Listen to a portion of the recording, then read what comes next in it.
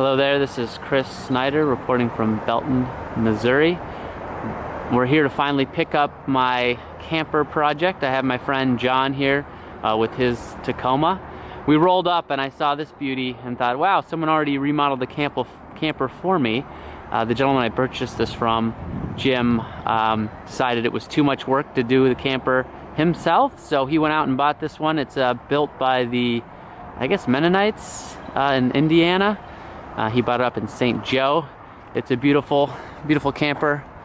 That same turquoise kind of color, teal, Riverside, retro Riverside RV. And then John was impressed until he knew that wasn't it, and this is in fact the one that needs work. So a little bit smaller, absolutely. So we already hooked up the trailer. We checked out the lights. Everything's working. They're dim. So if you have any comments you want to post about what that might be, why maybe the voltage is low coming out of the vehicle or whatnot. We already had a bit of an issue where we had to run to the store. The pin I got was while it was the right class 3 for this weight, it was too short. So hopefully that's not an indication of issues to come, but this is the kind of stuff you're gonna face, little things you'll run into. So we took out the jack stands and took them the blocks, and we're gonna pull it out of here now and take it to get weighed down in a truck stop. It's about 11 bucks to get it weighed. The title says it's 5,000 pounds, but online it says this thing's about 3,700 for a single axle. So we're gonna confirm that, and then I wanna see how much weight I can shave off of this through the remodel. So join us here as we take it to the truck stop for weigh-in. All right. Okay, I'm going to be looking for some retro fabric for you. Okay. Well, I can give you my. Well, okay. I know where to find you, right? I can just call the office. Call the office. And you might be there. Yeah, I might be there. When are they stepping out? A couple months? June. June? Mm-hmm. Okay. Jeannie will be here until June. Jeannie will be here till June. Yeah. I just went in. Unfortunately, I heard about the loss of her father-in-law. So yeah, and that's just kind of hard. So his mother, they're ready for a change, I guess. His mother's 86. Oh wow! So just need somebody down there. Yeah. To keep an eye on her. So one of the other family members might step up, but it's probably going to be cheaper just to buy a new door, isn't it? I don't know. Yeah, I mean, I want to save the frame. I've read that people do what they call it, like a Dutch door or something. Right. But I think a barn door where it's half. But then the security issue, I'm going to put in a deadbolt. But yeah, I think I'm really had to replace all this. I just put this on so I could lock it to see if it was the right thickness. It is the standard thickness of a regular door. Mm-hmm. So I didn't need to buy a special mobile home knob or anything like that. But yeah, I mean, any ideas? I'm doing the video. I'm hoping to start a vlog actually, and maybe find a community of people want to make some suggestions. So I liked how you said poppy yellow, things like that. Save the curtains. The curtains, they serve as a basis, a palette to build off of, right? Exactly, and that color scheme then can be used for anything. Yeah. If you don't, I mean, obviously the retro colors, the bright, beachy colors, and then you just throw some turquoise and sand and yellows and touch of coral maybe. Yeah. But obviously this has been painted this color, so yeah. it's easy enough to sand down. I'm gonna strip it, and sand it, and then I couldn't decide. Like, this sticker is original, Fantastico. So I don't know if the original color. I bet it was. I think these are the lines. Like, they originally are right there, because I've looked at some other ones, and I'm gonna do like a door that's like orange, and then have like the Roadrunner arrow on it, but not like orange, like more of a flamingo pink orange. Something, yeah. A little. It's not like it's orange not. Wasn't. Yeah, or a retro color, right? I definitely need to look Honestly, at that. the retro color is the flamingo pink. Yeah. Okay, I'll look into that. Yeah, I think. Do you think this was originally white? Yes. All the way down? Because I've seen these old ones that were completely white. There might have been a band, but see, this is obviously painted on over the white. Yeah. But yeah, the turquoise is great, and look at it there, and look at even how he's. But those little detailings. Seen, yeah. You can buy the decals that are the sweeping. Oh, that's not a bad idea to decal it. Thing, and they just peel on, and just like you do on a car. But I bought all the stuff to do like an airbrush and everything, but no, I don't have that level of detail. But just to paint it with, instead of using a brush. Oh, okay. Make it cleaner. But yeah, I guess I could commission someone to do a mural. That was what a friend said, and I'm like, I don't know, that's pretty lasting. Like a girl in a bikini on a garden. Okay, now there's a thought. Did you get that on? I don't know if people, yes, I think so. I don't know if people want that in their driveway. This to people. Yeah. How about the flamingo in a bikini? Yeah, there you go. A little more tasteful. And this was added. This AC wasn't original. I'm gonna try maybe put a mini split or something. Hopefully that works and I can use it until it dies. But I want to put the window back in. That's what Jim was saying they wanted to do. You know. Well, but the window in the bathroom would obviously let light in. And again, just do some kind of tinted or a textured glass, something that you can't see through. Okay. You know, obviously you want the daylight in, but you still want privacy in the toilet. But yeah, lightening that up from the back. Now, is there any way to get to storage underneath of this step, or is that more? That's where the black water tank is. I would say gray and black. I'm gonna have to figure out what's under there. I want to reinforce that.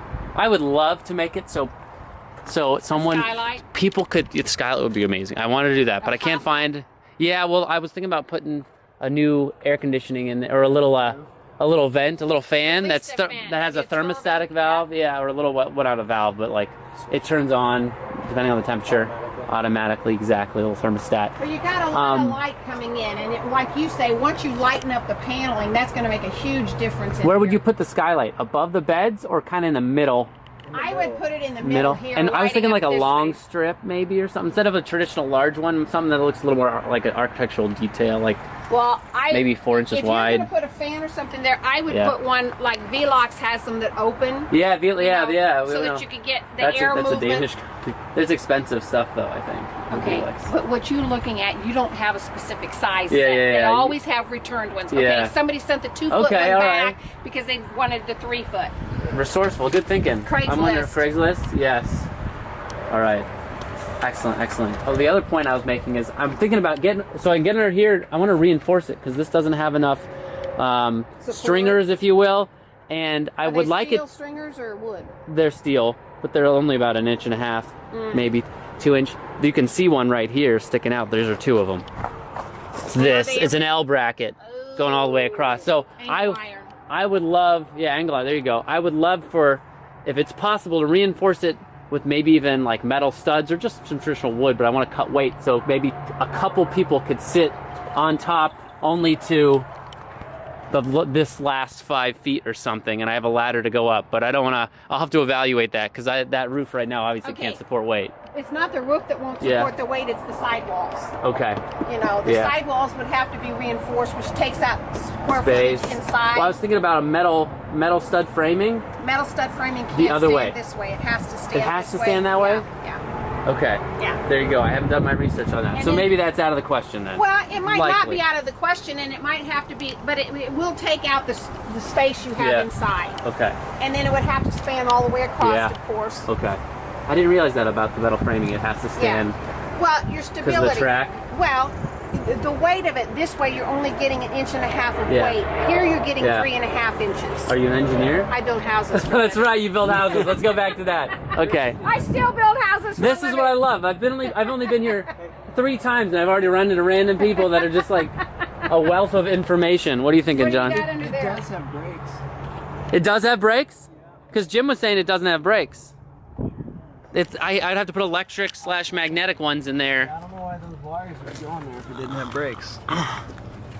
Maybe they're hydraulic? No, you're right. Those look like... wires. So Jim thought it didn't have brakes. Maybe... I mean, maybe he was just saying they need work on. They need work. Yeah. Excellent. And does all your wiring work? I mean, for your lights and your... They're on right now, but they're dim. We weren't sure why they're so dim. But maybe the voltage or something from the car. I don't know if it'll boost it somehow with a... There's a lot of little lights on this thing. It's not a boat trailer. So the wiring could be going to a battery, and then the battery could be feeding everything else. So your battery could be junky. Oh, there is no battery. It's gone. That's probably why. It's this little. This is where it was supposed to be. So you have an electrical outlet plugged into your truck? Yes. Yeah, this is all coming from this. So then that's all you're getting. Yeah, I'm only getting the amps from the truck. Right. So if you had a better battery. Great. Well, hey, thank I want you. to see pictures of it Yes, finished. I'll let you know if I actually fall through in this vlog. I'll send it your way. I'll call down. Thank you very much. Chris, again. Nice to meet you, What's your name again? Judy. Judy and? David. Judy and David. Thanks a lot. John and Chris. Nice all right, guys. Take care. Well, then I guess I won't turn you in for blocking the road. Yeah, sorry. I will be out of here soon. I was just explaining to him, let's not have this. Yeah. All right, I'm stopping this. Let's get going. All right, this is its first little pull by John. Looks good. John, how is it? Does it feel all right? Can you tell it's behind you? Okay. All right. See ya. Okay. I just want to quickly put this. I got one hand on the wheel. Don't worry. A giant piece just flew off the roof. Maybe about 4 inches, 3 inches, and it hit my car. So hopefully it's okay. I thought they were just paint chips, but that had a little bit of a ting to it. So I may be losing more of that roof than I realize. So we'll see when we get there. John says it's pulling fine. It looks like the weight's good. He said there's some flex in the front panel. And that's what I was just telling him, that I may do spray foam insulation because that actually provides some structural integrity and certainly anything to improve that. These are only like 1.5 inch thick walls, so I'll have to break into the cavity and see what I actually put in there. But that's it. We're headed to the weigh-in. We went from Blue, what is it? We went from like Blue Beacon mini storage to Blue Beacon wash, something, at least Beacon's in both names. I don't know if there's the same ownership. But anyway, an odd coincidence. Get this weighed in and see where we stand. All right, here we are. We're weighing it in. Actually, we just came to the Flying J because there was no weight. So we're gonna just weigh the camper by itself. We gotta push the button and I guess they talk to us. Okay.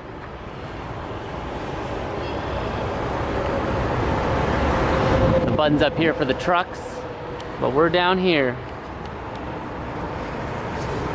Let's see if it works. Good morning, driver. Is this your first weigh or re-weigh? This is a first weigh, and it's just a single axle camper. We're gonna take the vehicle off the hitch.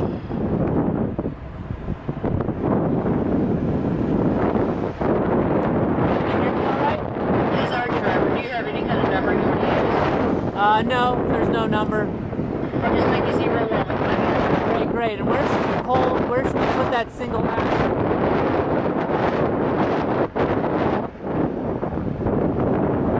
Well, you want to just... You're taking the trailer off and you just want to wait. You have to take the trailer off before you get on the scale, or just you have to be on one pad. Yeah, okay. I'll make sure we're on the furthest forward pad or the second furthest. Yeah, the furthest forward pad, and then I'm just going to give you the total weight as long as that camper is anywhere on the scale. Okay, great. All right, so we just get started, and then when do I tell you? I call back and say we're ready? Yeah, just hit the button again when you're ready. Okay, sounds good. Thank you. Yeah, put it into this spot, and put the axle in the middle, and then your vehicle will be off, and we'll just unhitch with your vehicle off it, just in case. I'll tell you when to stop. Because I still want the tongue when we put it down on the pad. Yeah, that's... Oh, great. That's good, John. Yeah, that's perfect. My tire off? Yeah, your tire's off. Wheels on. Okay. So... Hold on. So now we just gotta put all the weight. Yeah.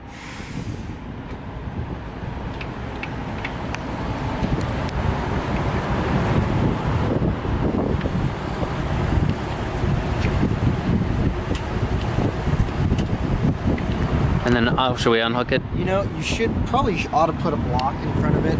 I mean, it's probably pretty flat. But... Oh yeah, I'll get a block. Good call. Good call, John. All right. Those aren't my keys. Did I lock? I did lock this. So we're gonna block out the wheel just to be safe. All right. Check back with you in a second.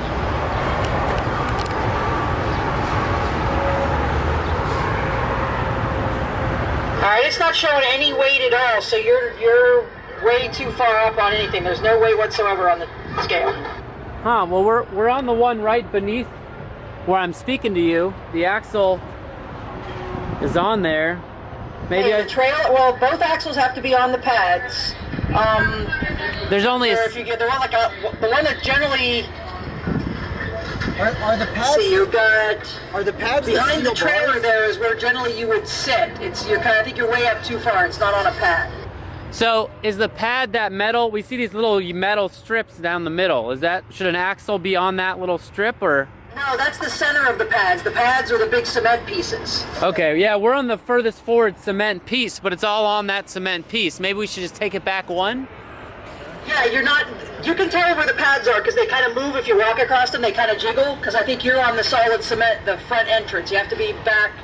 Like, if you look behind the trailer, there's what it looks like an oil spot. That's where you need to be at. That's on the pad. If you don't want the trailer on it, it has to be behind those yellow lines then. Okay. I think we're on a pad, but we'll move it back one and go from there. I'll call you up in a second. Thanks. That's crazy. Okay, here we are. We got the trailer weighed. We're at the property of Chad here that is letting us use his space. This is, I'll give a shout out to Square One Studios. This is where a lot of their employees park, where they have some storage containers for a lot of the work. They do case work, so commercial interior build outs of like cabinetry, tables, desks, things of that nature. All right, John, it's a little, as you know, straighten it out and then you're good. So this is where it's gonna be for the next couple months. Hopefully not longer as we work on it. And that is it.